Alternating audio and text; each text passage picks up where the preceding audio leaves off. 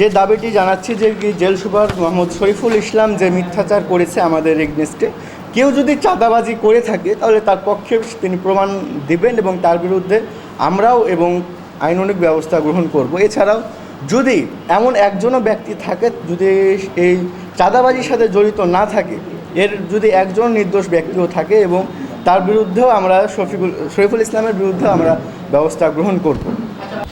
গত 9 মে 2025 সামাজিক যোগাযোগ মাধ্যমে ছড়িয়ে পড়া একটি বক্তব্য আমাদের দৃষ্টিগোচর হয়েছে।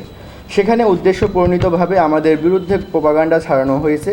জেল সুপার মোহাম্মদ শরীফুল ইসলাম তার বক্তব্যে ছাত্র জনতার ব্যানারে ওয়ালিদ, তানভীর, সাদ, সাব্বির, সোহেল, রাতুল হাসান, নিশান সহ অনেকে তার কাছে গিয়ে বিভিন্ন সময় 3,50,000 টাকা চাঁদা দাবি করেন, যা সম্পূর্ণ নিছক এবং মিথ্যাচার ও ভিত্তিহীন।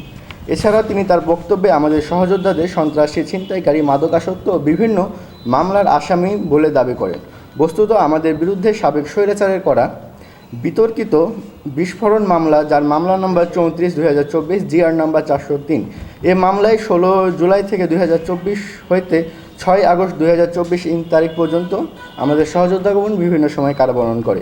ইহা ব্যতীত আমাদের বিরুদ্ধে কোনো মামলা নাই। তার কোনো প্রমাণাবাদী না দিয়ে মিথ্যা ও ভিত্তিহীন বক্তব্যের মাধ্যমে আমাদের সম্মানহানির চেষ্টা করে, যা আইনানুগ দণ্ডনীয়। আমরা সরাসরি তার বক্তব্য প্রত্যাখ্যান করছি। স্বাস্থ্যকর অল টাইম ফ্যামিলি কেক, সব সময় অল টাইম হেলদি লাইফ।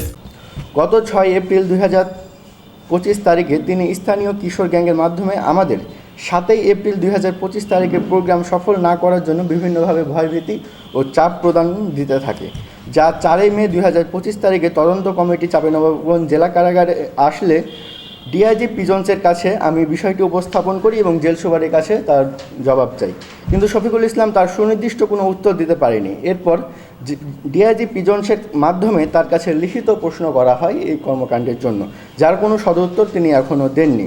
তিনি জেল সুপার থাকাকালীন কিশোর গ্যাংয়ের পৃষ্ঠপোষকতা করতেন বলে আমরা প্রমাণ পেয়েছি। এছাড়াও তিনি তার বক্তব্যে দাবি করেন তার বিরুদ্ধে আনিত সকল অভিযোগ মিথ্যা, আমাদের কাছে তার কোনো অভিযোগের প্রমাণ নেই। অথচ 4 মে 2025 তারিখে তদন্ত কমিটির কাছে জেলা কারাগারে আমি মোহাম্মদ রাতুল হাসান নিশান সশরীরে উপস্থিত থেকে ডিআইজি পিজন্সের কাছে সমস্ত প্রমাণ হস্তান্তর করি। অতএব তার বক্তব্য সম্পূর্ণ মিথ্যা এবং ভিত্তিহীন। জেল সুপার মোহাম্মদ শরীফুল ইসলাম বর্তমান জেল সুপারকে সেই সমস্ত অর্থ ফেরত দেওয়ার আশ্বাস দেন। এর পরবর্তীতে 30 এপ্রিল 2025 তারিখে গোলাম মর্তুজা বিশ্বাসের কাছ থেকে 1551 কেজি চাউল ও 28,000 কেজি খড়ি ক্রয় করে তার রেখে যাওয়া ঘাটতি পূরণ করে। এছাড়া আমাদের অভিযোগে উল্লেখ করা হয় তিনি দীর্ঘদিন যাবৎ বিজ্ঞ আদালতের জামিন দেওয়ার সত্ত্বেও টাকার বিনিময়ে সেই সমস্ত লোকদের জামিন দিতেন না। এর জন্য আমরা সেখানে 3 জন সাক্ষ্য উপস্থাপন করেছিলাম। সেই সাক্ষ্যগণের নাম হচ্ছে মোহাম্মদ ইব্রাহিম, পিতা আব্দুল হান্নান, চরমোহনপুর, চাঁপাইনবাবগঞ্জ। তিনি জামিনের জন্য তার কাছ থেকে 1 লক্ষ টাকা জেল সুপার মহোদয় নিয়েছিল। এছাড়াও আমাদের সাক্ষী উপস্থাপন করা হয়েছে মোহাম্মদ আতিকুল ইসলাম বাবু, মৃত মোজাম্মেল হোসেন মিয়া, নাচল বাজার, নাচল। তিনার কাছ থেকে একটি কাগজ রাজশাহী কারাগারে পৌঁছানোর জন্য 6,000 টাকা নিয়েছিলেন। এছাড়াও আমাদের পক্ষে সাক্ষী উপস্থাপন করা হয়েছে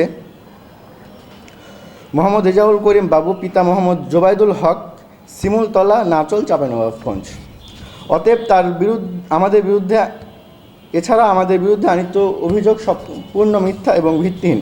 অতএব 2025 সালের 9 মে তারিখে প্রচারিত বক্তব্য সম্পূর্ণ মিথ্যা ও ভিত্তিহীন। তার কোনো প্রমাণাবাদী ও ভিত্তিহীন বক্তব্য অবিলম্বে ক্ষমা না চাইলে আমরা তার বিরুদ্ধে আইনানুগ ব্যবস্থা গ্রহণ করার চেষ্টা করব।